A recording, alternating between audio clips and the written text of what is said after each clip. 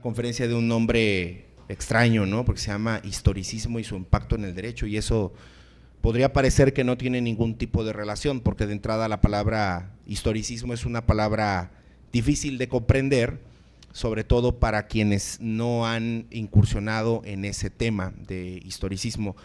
Evidentemente suena a historia porque es una desviación del aspecto histórico o es una forma exagerada del aspecto histórico, pero el gran reto que hay es cómo se relaciona con las ciencias y cómo se relaciona con el derecho. Y sobre todo quiero hacer yo un apartado muy en particular con México. ¿Cuál es en la historia de México la manera en que el historicismo se ha llevado a cabo y de qué manera ha afectado a la manera en cómo comprendemos a nuestra nación hasta el día de hoy? ¿Qué injerencia tiene en los cristianos?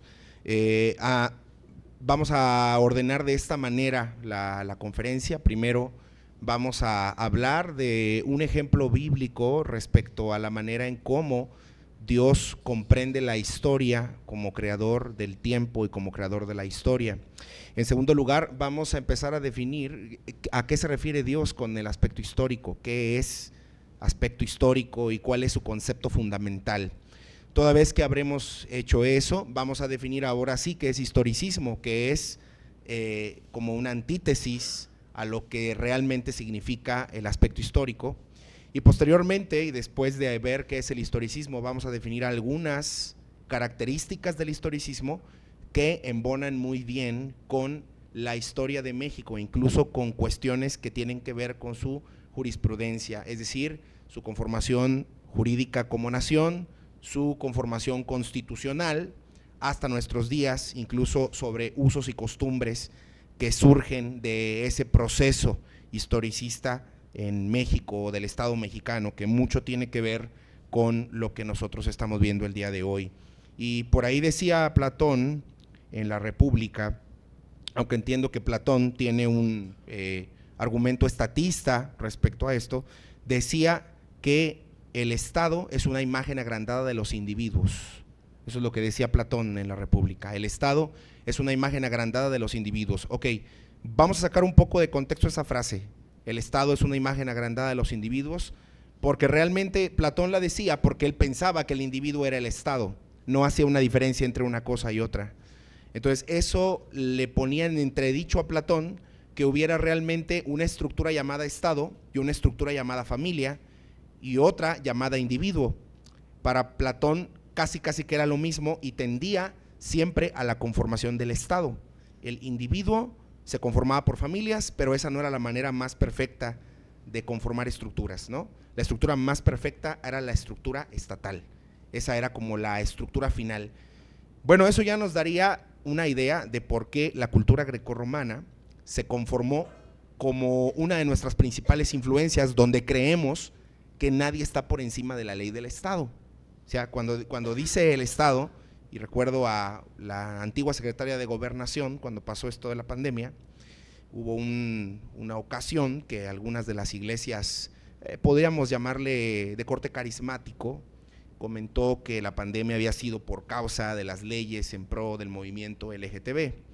Y entonces la secretaria de Gobernación comentó que debíamos todas las iglesias regirnos y nadie estaba por encima de la ley. Entonces la pregunta era, ¿qué ley, no?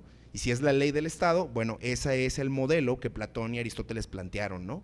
Y que después Joseph Emmanuel Sieyès en la Revolución Francesa trajo de nuevo a la luz, ¿no? El Estado es la máxima o la aspiración máxima a la que individuos, familias tendemos, ¿no? El Estado es como una familia grande. Ese es un error estatista, porque no diferencia entre una estructura y otra y entre una esfera y otra, le da una competencia extralimitada al Estado. Ahora, esto puede provenir de un error histórico, ¿sí? Esto puede provenir de un error histórico, del error de no comprender la delimitación del Estado, pero también de la propia historia del Estado, ¿no? Y de cómo el Estado surgió. Y vamos entonces primero a definir lo siguiente: la historia es importante para Dios, es muy importante. Y esto nos lo dice muy claramente dos salmos. el Salmo 68 y el Salmo 136. Los dos salmos, hermanos, el 68 y el 136 caracterizado por esta letanía, que es una epopeya, que dice, porque para siempre es su misericordia. No sé si lo han escuchado varias veces, pero a partir del versículo número 10 en adelante, contiene todos los hechos históricos por los cuales Dios hizo salvo al pueblo de Israel. Y por otro lado, hermanos, el Salmo 68 es otro canto de la epopeya de las obras y las maravillas de Dios sobre Israel. ¿Por qué los salmistas constituían estas epopeyas de esta manera? Porque muchos de los salmos, como parte de los cantos identitarios del pueblo de Israel, algunos de ellos se cantaban en el santuario, otros se cantaban cuando subían al templo, los famosos salmos del ascenso, y algunos otros eran cantares del pueblo de Israel en general, que quedaron bien incluidos dentro de las poesías del pueblo de Israel, que son los salmos, pues constituían la identidad que no solamente determinaba el pasado, sino el presente y el futuro de la nación de Israel. Y esto lo podemos ver, por ejemplo, en el libro del Deuteronomio. Para un servidor, el Deuteronomio no solamente es un libro canónico, sino que es un libro hecho a manera de discurso histórico para que Moisés deje bien planteado cuáles son las bases de lo que significa ser parte del pueblo de Dios. Eso es el Deuteronomio para mí, por eso después los que le pusieron el nombre le llamaron segunda ley, porque era un recordatorio previo a la entrada a la tierra prometida. Entonces, para mí el Deuteronomio es un conjunto de discursos históricos por parte de Moisés para dejar en claro la naturaleza, por así decirlo, histórica o el aspecto histórico de este pueblo, desde su genealogía hasta los reyes que derrotaron, hasta la manera en cómo entraron a Canaán. Y esto le brindaba también un sustento a su ley, a su forma constitutiva del Estado, que en ese momento, hermanos, era una teocracia. Y así es como hay que entender la ley de Israel, como una teocracia, ¿sí? Algunas leyes aplicadas muy específicamente para las cuestiones higiénicas, otras para las cuestiones de las relaciones sociales. Ahí tenemos aquella ley, por ejemplo, que hablaba acerca de cuando un varón tuviera celos de la mujer, y siempre me preguntaban que por qué no se aplicaba eso para al revés, pero y no es porque sea una sociedad machista, sino porque en el caso de los israelitas eso era lo que pasaba más. Entonces Dios lo que quería era dirimir ese conflicto a través de un sacerdote que era un mediador. Entonces había todo un contexto teocrático para que pudiera llevarse esa ley en ese caso. Las leyes de Israel, ojo con esto, y aquí la importancia de su historia, las leyes de Israel no eran definitivas, sino regulatorias. Era muy diferente entender, la palabra definitivo es como lo quiere entender el Estado del día de hoy, ¿no? El Estado del día de hoy lo quiere entender como que se cumple porque se cumple, y si no lo cumples de esta manera vas a obtener algún tipo de sanción, ¿no? En Israel también había leyes así, había leyes punitivas, por ejemplo, contra la idolatría, contra la brujería, contra el homicidio doloso, por ejemplo, pero para el homicidio culposo, ¿no? Había una ciudad de refugio. Considerando eso, hermanos, la propia constitución, la historia de Israel, de un Dios que es justo, pero que también es misericordioso, porque fíjense, muestra las dos cosas en las epopeyas, muestra su justicia, hiere al rey de Egipto, hiere a los primogénitos, los destruye en el Mar Rojo, pero también muestra su misericordia, porque ¿cuántas veces Dios ofreció misericordia al rey de Egipto? Las ofreció muchas veces, simplemente que dice la Escritura que en unas ocasiones el rey de Egipto endureció su corazón y después Dios pues permitió que su corazón fuese endurecido. Así que así como vemos en la historia a un Dios justo, vemos también a un Dios misericordioso. Las leyes de Israel plantean eso de Dios, ¿no? Plantean dentro de la historia que Dios ha construido a lo largo del pueblo de Israel en estas dos epopeyas, el Salmo 136, el Salmo 68 o el propio Deuteronomio, que narra las justicias y las misericordias de Dios, y esto influye en la hechura de la ley. ¿Hasta aquí vamos bien? Me estoy explicando. Es decir, la teocracia de Israel tiene un fundamento histórico, pero no es el único fundamento que tiene, porque hay otros aspectos que están confluyendo dentro de la ley de Israel, ¿no? Aspectos agrícolas, aspectos higiénicos, aspectos sociales, aspectos del matrimonio, de la guerra, etcétera, etcétera, etcétera. Muchos aspectos que están confluyendo ahí, pero el aspecto histórico es uno de los factores para poder entender por qué se conforma una teocracia en ese estilo, de esa manera. Ahora bien, entendiendo esto, ¿qué es el aspecto histórico para el Señor, ¿no? ¿Qué es la historia para Dios? Uno de los grandes problemas del historicismo es que el historicismo no puede delimitar completamente esto. Por eso hay diversas formas de historicismo y diversos matices. Ya ven que hasta hace poco tiempo, yo creo que en los 90 todavía, ¿no? A lo mejor me estoy equivocando, pero era muy sencillo entender a lo mejor que era la izquierda y la derecha, y hoy ya no, hoy hay centro izquierda, centro derecha, centro izquierda, que es liberal, centro derecha, que no es liberal, y hay un conjunto de cuestiones y matices que ya nadie entiende, ¿no? Aquí en México, de hecho, yo soy de los que digo que nunca ha habido izquierda en México, ni derecha tampoco, ¿no? Pero bueno, el punto, hermanos, de esto es que a mí que no me ha quedado claro eso. Bueno, cuando yo estudié el historicismo tuve la oportunidad de redactar un artículo y además de mandarlo a la revista Stoa.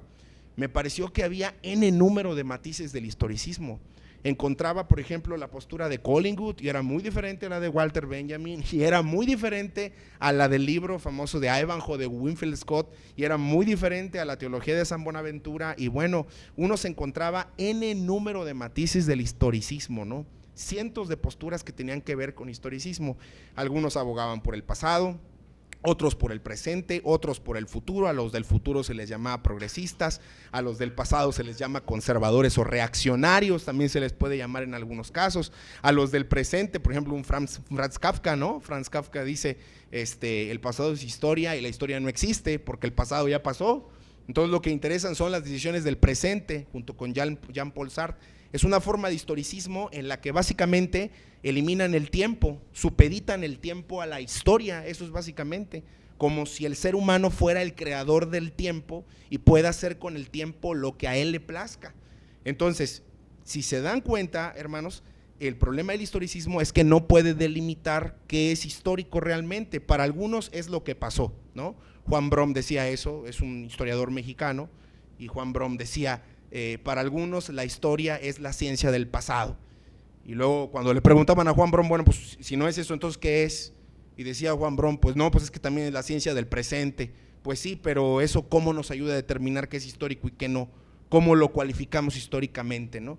Luego le preguntaban a Luis Villoro, porque Luis Villoro decía él que nos tenía en muy buena estima a los protestantes, en su libro, en su ensayo más bien de Historia para qué, la primera línea de su ensayo decía que básicamente la crítica histórica había nacido con el protestantismo, y decía él muy inteligentemente, creo yo, que éramos muy críticos porque nosotros habíamos tenido que distinguir lo que la iglesia decía que sí era bíblico y lo que no era bíblico en la época de la Reforma. Y eso decía Luis Villoro de la historiografía protestante. Decía que los protestantes éramos críticos porque teníamos que distinguir entre lo que sí estaba en las escrituras y lo que no estaba en las escrituras. En parte sí, pero también hay que entender que Villoro lo está tomando muy seguramente por el área crítica liberal, como lo entendemos nosotros como teología liberal. Y ahorita vamos a ver que el historicismo es una herramienta de la teología liberal, y es una herramienta también de casi todas las ramas liberales de la interpretación constitucional, jurídica y filosófica en general. Pero entonces, ¿qué es histórico? Miren, hermanos, vamos a ponerlo muy sencillo, ¿no? Con la historia que nos habla Kalsvik, pero aplicado a otro ejemplo. Yo tengo aquí algo escrito, que es como mi script ahorita para poder exponerles todo esto que les estoy diciendo. No obstante, esto que está escrito aquí, o el porque yo lo escribí, no es histórico en sí, no está cualificado históricamente. Es decir, el que alguien diga Romeo escribió no va a encontrarse en un libro de historia, ni es digno de ser cualificado históricamente. Parece que Dios no creó esto para ser cualificado históricamente. Pero ¿qué sí es cualificado históricamente de esto que está escrito? Ahí va. que en algún momento, alguna cultura inventó la escritura. Eso sí está cualificado históricamente. Supongamos que, como dicen los historiadores antiguos, como Carl Greenberg, que bueno, es un evolucionista, e Isaac Asimov, que es un cuentista, no son como muy buenas referencias, pero igual se las doy. Y los dos dicen que los sumerios fueron los que crearon la escritura, con esta escritura cuneiforme. ¿Por qué le llamaban cuneiforme? Porque era en forma de cuñas, ¿no? Si ustedes la ven, eran como flechas, ¿no? Eran en forma de cuña, por eso le llamaban escritura cuneiforme. Y se dice que esto revolucionó el mundo, porque imagínate, tú dirás, bueno, pues, ¿qué tan importante fue la escritura y por qué la escritura revolucionó al mundo en su momento? ¿Por qué fue disruptiva culturalmente en su momento? Por lo siguiente, imagínate que estás en un ejército y tienes que llevarle órdenes al general de parte del rey, y estás a más de 60 kilómetros de ahí, tienes que irte a caballo, no hay carro, no hay telegrama, no hay fax, le tienes que llevar las órdenes precisas. ¿En dónde? En la cabeza. ¿Te imaginas eso? Por eso la gente perdía la guerra. O tenías muy buena memoria, o te inventabas ¿cómo le llaman ahora esto cuando le pegas aquí? Tiene un nombre que se me fue ahorita, algo que crean las personas, por ejemplo, cuando están deletreando, pegan aquí, llevan un ritmo, una mnemotecnia, o para que no se me olvidara, ¿no? Pero cuando se escribían las órdenes, ya lo único que había que hacer era que las órdenes fueran tan precisas que no se pudieran interpretar de otra manera, porque si se interpretaban de otra manera igual ibas a perder la guerra, ¿eh?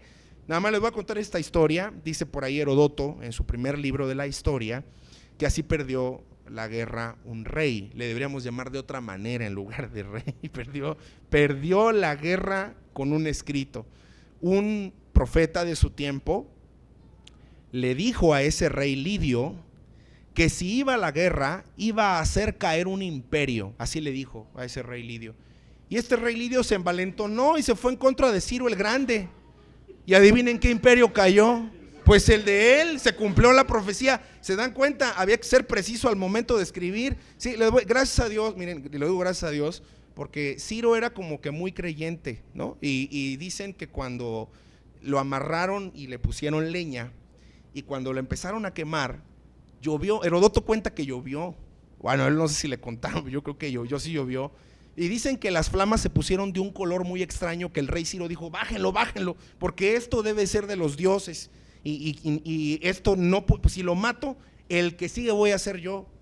Y entonces lo bajaron, lo pusieron ahí en el estrado, y Herodoto cuenta que le dieron de comer ya toda su vida, lo perdonaron como rey, o sea, lo mantuvo como su cuate. Pero miren, lo que estoy yo intentando decir es, la escritura fue tan disruptiva que pudo causar vidas y muertes. Entonces, cuando yo estoy escribiendo con algo que está cualificado históricamente, pero yo no estoy cualificado históricamente al momento de escribir. Entonces, bien decía por ahí el doctor Adolfo en una de las discusiones que tenemos de la tesis, decía, si no pasa nada en 1000 años disruptivo culturalmente, entonces no hay historia, ¿ok? Y ese es el concepto de historicidad. Historicidad es lo que eleva el ser a histórico. Eso es lo que estamos intentando dejar en claro nosotros, qué es histórico y qué no. Porque cuando no lo dejamos en claro, todas las cosas se vuelven históricas, y entonces todas las cosas influyen ¿en qué? En la religión, en el derecho, en la constitución, ¿no? Entonces ahí tenemos al Estado queriendo ver cuántos niños nacieron, ¿no?, en el IMSS, cuando ese no es el trabajo del Estado. ¿Por qué? Porque se quieren entrometer en todo, porque no tienen una cualificación histórica de vida, no saben para qué fueron puestos históricamente en el papel de México, por así decirlo, ¿ok? Y entonces eso es lo que hacemos en el aspecto histórico. Dios es creador del tiempo, eso es lo que yo creo que tiene un principio el tiempo y va a tener un fin. Y el tiempo en la historia tiene 3 maneras, ¿no? Como cronología, como sucesión o como simultaneidad. A ver, voy a explicar las 3. Cronología, pues es que podemos de algún modo ponerle un año a la Guerra de Reforma en México, ¿no? Un conjunto de años. Y hay un documento que la empieza y un documento que la concluye, ¿ok? Esa es una cronología. Ahora, ¿qué es la sucesión? Pues la sucesión es la causa y la consecuencia de los eventos, ¿no? La forma en cómo va progresando la historia o cómo va decayendo la cultura, la podemos entender de manera sucedida, sucede una cosa a otra. Y hay otra cosa que se llama simultaneidad, que sería lo que los historiadores llaman sincronía, que es cómo se sincroniza un evento con otro, ¿ok? Pero eso no lo podemos estudiar, o sea, la manera en cómo el tiempo se lleva a cabo en el aspecto histórico, si no tenemos claro el concepto de historicidad, y el historicismo no lo tiene claro, porque el historicismo lo que hace, y con esto entro al tema del historicismo para avanzar por el tiempo, el historicismo es una tendencia, es como una corriente de los historiadores, ¿no? Es como las corrientes filosóficas que existen o los sistemas filosóficos que existen, pero el historicismo es una tendencia. Algunos otros piensan que es una forma metodológica. Voy a leer dos conceptos de lo que son el historicismo. El primero es del diccionario filosófico marxista. Claro que los marxistas piensan que son los grandes historicistas de la historia, ellos no se andan con cosas, ¿no? Ellos dicen, nosotros somos historicistas, por esto, dicen. El historicismo es la tendencia al estudio, fíjense de qué, objetos, sucesos y fenómenos en su proceso de nacimiento, desarrollo y muerte en relación con las condiciones históricas concretas que los han engendrado. El problema del marxismo es que lo entiende en sus condiciones histórico-económico concretas, para ellos no existe algo espiritual. La religión incluso es un producto de una cuestión económico-histórica, ¿no? Ahora, ¿a qué nos llevaría eso? Esta explicación, ¿a qué nos llevaría esto? Pues que eres un producto de tus circunstancias. La mayor parte de los filósofos del siglo XIX y XX tienen esta idea, que uno es un producto de las circunstancias históricas que tiene y que por ende, por ejemplo, este es un argumento del historicismo, la cultura es una construcción de los individuos. Entonces el género también es construido, el sexo pues nada más vale porque hay genitalidad, ¿no? Y empiezan a fragmentar los historicistas de este tipo de estudios, empiezan a fragmentar todos los conceptos posibles para que haya, según ellos, mayor libertad, porque según ellos la libertad se genera en cada época de manera diferente, porque cada quien la construye de manera distinta. ¿Por qué? Porque somos producto de nuestras condiciones históricas. Hay otro artículo de un hombre llamado Iglesias que se llama El ser humano en el proceso de la historia, y él me parece que hace una muy buena definición del historicismo, que dice: bajo el término historicismo se agrupan distintas corrientes de pensamiento que tienen en común la consideración del papel histórico desempeñado por el ser humano, llegando algunas de ellas incluso a señalar la historicidad de la propia naturaleza. Para el historicismo, todo lo relacionado con la vida humana, desde la ideología hasta las cuestiones políticas, deben entenderse a partir de la historia. Y esto suena muy bien, suena bien. Cuando uno lo escucha, cuando uno lo lee, dices, pues a ver, todas las cosas tienen historia, ¿no? El saco que traigo, la camisa que traigo, la corbata que traigo.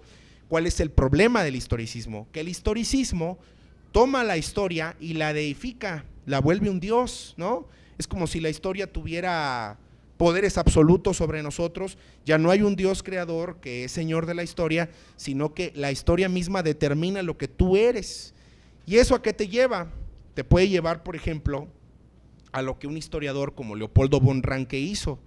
Von Ranke tiene un libro que se llama Historia de las Naciones Latinas y Teutónicas de tal a tal año, ¿no? Tienen unos años de desarrollo.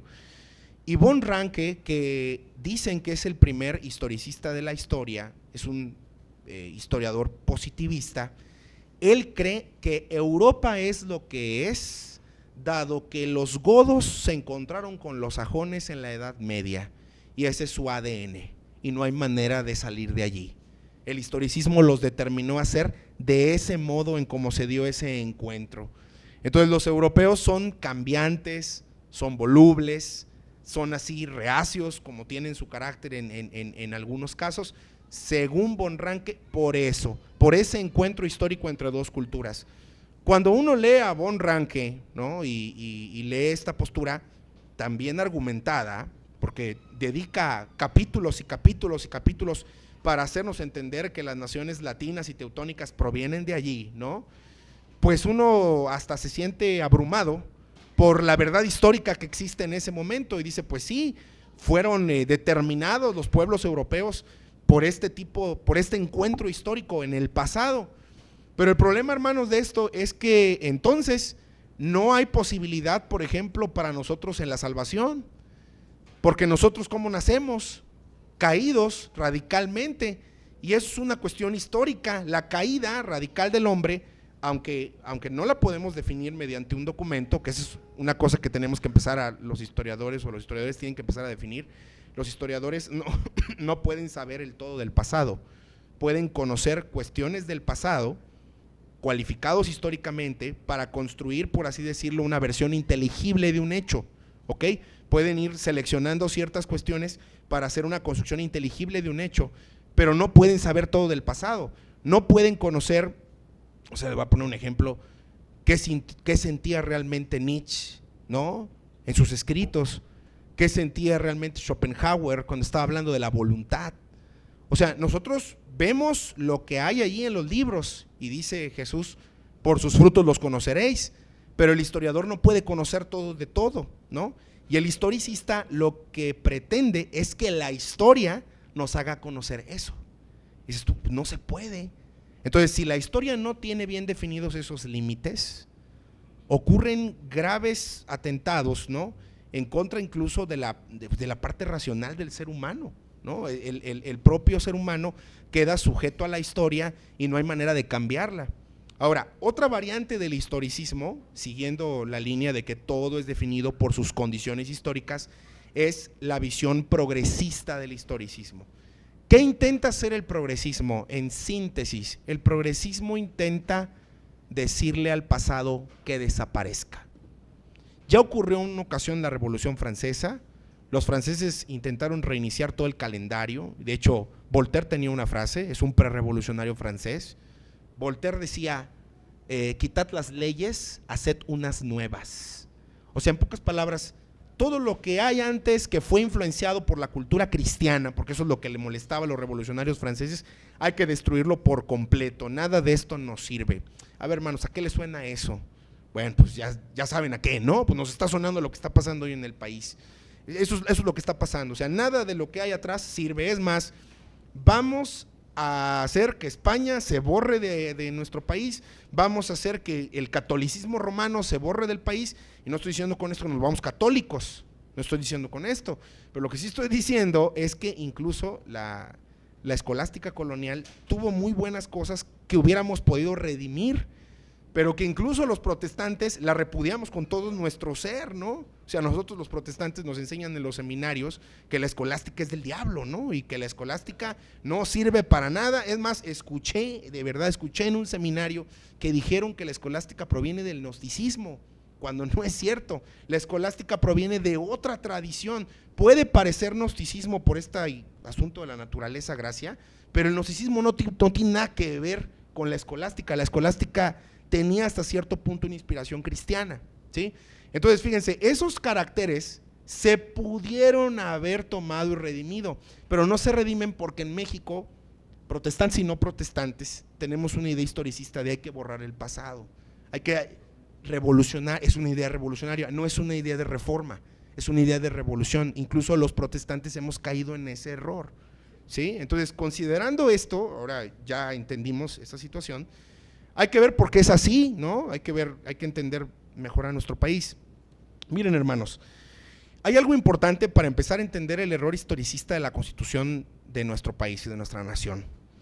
Y quiero tomar este argumento de Octavio Paz. Octavio Paz tiene un libro de los años 50 que se llama El laberinto de la soledad. Muchos de nosotros lo debimos haber por allá leído en la prepa. A mí me pusieron a leerlo en la prepa.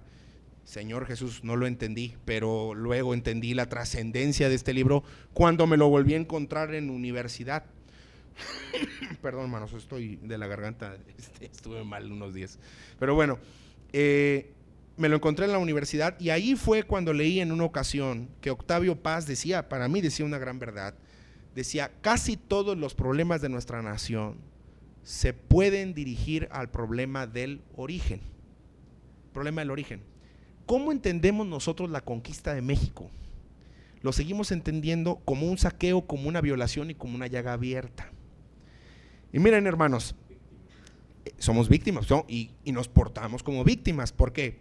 Cuando pasan los 300 años de la colonia, y de hecho nosotros nos identificamos, normalmente decimos, es que somos de un pasado indígena. Pues mira, déjame corregirte, pero somos más mestizos y criollos que indígenas, ¿eh? No he conocido conocí un antropólogo una vez, él juraba y perjuraba que hay un pueblo en San Luis que está datado como que nunca tuvo un mestizaje. No lo he comprobado, o sea, estoy diciendo nada más lo que me dijo, no crean que me estoy burlando, lo que estoy diciendo es ese dato, pero la verdad es que la mayor parte de nosotros somos mestizos, e incluso a lo mejor algunos vienen del producto del criollismo muy allá, ¿no? Muy a lo largo en nuestra historia, es difícil, pero a lo mejor. El punto de esto es que no hemos podido cambiar nuestra manera de ver la historia en cuanto a la conquista, y esto lo decía muy bien el maestro Armando Fuentes Aguirre, que algunos le dicen Catón, ¿no? Armando Fuentes Aguirre decía, en otros países la historia se ve como un corpus conciliador para que la nación encuentre un pasado común. En México no, en México hay héroes y villanos, y los héroes escriben la historia. Y nada más les recuerdo que la guerra de reforma la ganaron los liberales masónicos, y nada más les recuerdo que la revolución la ganaron revolucionarios estatistas. Entonces, ¿cómo nos han contado la historia a nosotros? Así, es más, no sabemos si lo de los niños héroes es verdad, pero lo atesoramos, ¿no? Con todo nuestro ser. Hay posturas que dicen que no es verdad, ¿eh? He leído varias de esas posturas, aunque, debo decirlo, sé que en los archivos de la Secretaría de la Defensa Nacional está atado que sí fue así está atado, ¿no? En México, pero ya no me quiero meter en ese tema porque vamos a entrar en un debate que nunca vamos a concluir, ¿no? Y ya les está dando hambre, ya estoy viendo que les está dando hambre. Entonces, hermanos, miren, el punto de todo esto es que el historicismo en México está vivo desde el momento en que no podemos sanar. Miren, nosotros hablamos mucho, los cristianos, ¿de qué hablamos? Miren, hablamos de que Dios es un Dios justo. Bueno, miren, Dios aplicó su justicia contra las naciones prehispánicas, porque trajo una espada de uno de los mejores ejércitos del mundo. Habían sacado a los musulmanes, habían los musulmanes estado desde el siglo VII hasta el siglo XII, y a partir del siglo XII hasta el XIV, hasta los reyes católicos, lo sacaron a punta de espada, ¿no? Entonces nos trajo a uno de los mejores ejércitos del mundo y trajo juicio en contra de este país, porque digo, si pensábamos que sin la colonización el indígena habría podido salir de los sacrificios, pues no sé cuánto tiempo, francamente, para mí no. El punto es que la conquista fue la espada de Dios, pero luego vinieron nuevas espadas, porque esa conquista se llevó a cabo a base de un sincretismo religioso. Fue un sincretismo entre la religión indígena y la religión hispánica, que ya no sabemos si era católica o era católica románica, que tenía ahí sus asegúnes. Y esto se los voy a demostrar con una cosa muy fundamental. 1812 está la primera constitución que nosotros decimos que es la primera constitución en México, la Constitución de Cádiz. ¿Alguien se sabe la historia de las Cortes de Cádiz? Miren, se los voy a sintetizar. Las Cortes de Cádiz vienen desde el tiempo de Alfonso X el Sabio, cuando dice en una de las partidas de Alfonso X de Castilla en el siglo XIV, que en caso de faltar el rey, quien se tiene que hacer cargo de los bienes reales y de la gobernación son el pueblo, o lo que después en Cádiz se iba a llamar la nación española. Dice, se tendrán que formar por consejos municipales, porque de ahí viene el municipio viene de munus, munum, oficio, o sea, gente con oficio en común, los famosos gremios medievales. Dice, y habrán de hacer leyes para salvaguardar los bienes de la corona. Y justo en esos años, José Bonaparte invade España, entonces el pueblo, ¿qué es lo que hace? Se forma por cortes conforme a su antigua legislación de las leyes de Castilla, Alfonso X. Entonces, vean cómo cuando Cádiz aparece, y aparece por primera vez la idea de nación católica, apostólica, romana, porque así es como se traduce en 1815 y en 1821 en la Constitución de Apatzingán, y luego en la Constitución del primer imperio mexicano, ¿no? Del 24, sí, perdón. Lo que estamos viendo ahí, hermanos, es que seguimos la naturaleza histórica de una religión sincrética, y el historicismo hace eso. El historicismo genera polos, pasado, presente, futuro, y los pone a luchar entre sí. Y entonces de ahí surgieron todas las tensiones dialécticas que encontramos durante el siglo XIX primero son realistas, insurgentes, y luego centralistas, federalistas. Antes, borbonistas y turbidistas, ¿no? Los borbonistas querían que viniera uno de allá, los iturbidistas querían que Agustín fuera el que gobernara aquí. Conservadores, liberales, y antes de esa, las logias yorquinas y escocesas. O sea, ¿qué estamos viendo en México? Es un historicismo en toda en toda la expresión de la palabra. Entonces, ¿qué genera esto? Que en algún momento a alguien se le ocurre, bueno, vamos a dirimir estas cosas. ¿Cómo lo podemos dirimir? Pues con una constitución, con una ley suprema. Y cito aquí un libro que les recomiendo adquirir, se llama La Guerra del Señor Polk, de Emilio Lamadrid. Él fue un profesor mío en el IES Anáhuac, que hizo un libro de notas de la guerra México-Estados Unidos en Tamaulipas, y él cita a una historiadora mexicana que se llama Josefina Zoraida Vázquez. Zoraida Vázquez dice lo siguiente, dice: en Estados Unidos la independencia resultó muy bien porque ellos entendían y tenían poderes locales fuertes, y esos poderes locales fuertes hicieron que en la Convención de Filadelfia propusieran leyes regulatorias para empezar a dirimir los problemas.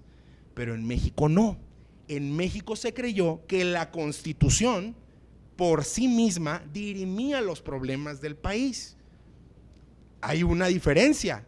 En esta es una forma interpretativa, y esto claro que también le trae problemas a los norteamericanos, pero con nosotros creemos que lo que dirime todos los problemas son las leyes, y que haciendo leyes positivas es la manera en cómo México va a funcionar.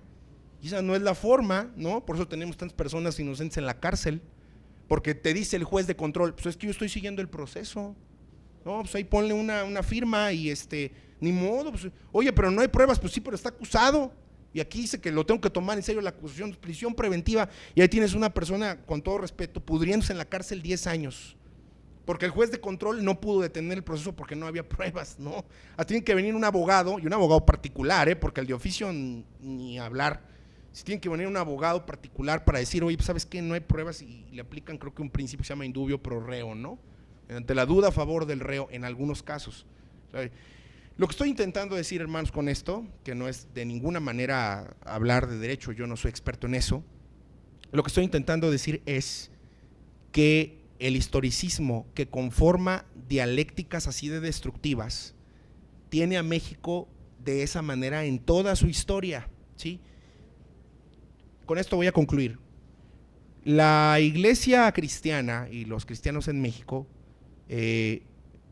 deberíamos empezar a determinar qué papel jugamos como iglesia unificadamente, porque parece que nosotros también estamos metidos en un error historicista. Miren, hermanos, las iglesias están armando cada vez más controversias históricas de su teología. Hace poco tiempo estaba viendo una controversia que decía que si somos cristológicos o cristocéntricos los presbiterianos, y yo decía, pero eso es redundante, ¿qué será esto? No, pues decían, no, es que si tú eres cristológico, es que tú le estás buscando el camino verdadero de la Escritura para entender cómo está Cristo representado, por ejemplo, en el Deuteronomio. Pero si tú eres cristocéntrico, quieres ver a Cristo en todos lados y la forzas y haciendo una exégesis para que Cristo esté en todos lados. Y entonces yo digo, o sea, este tipo de polos dialécticos de que somos cristocéntricos o cristológicos, cantamos cantos o no cantamos cantos, somos de naturaleza histórica o no somos de naturaleza histórica, somos confesionales o no. Entonces estas dialécticas, ¿sí?, en el pueblo cristiano le van mermando tanto su fuerza, pues que evitamos que la cosmovisión nuestra sea de impacto. No estoy diciendo con esto que hagamos un sincretismo, tengan mucho cuidado porque eso no tiene nada que ver.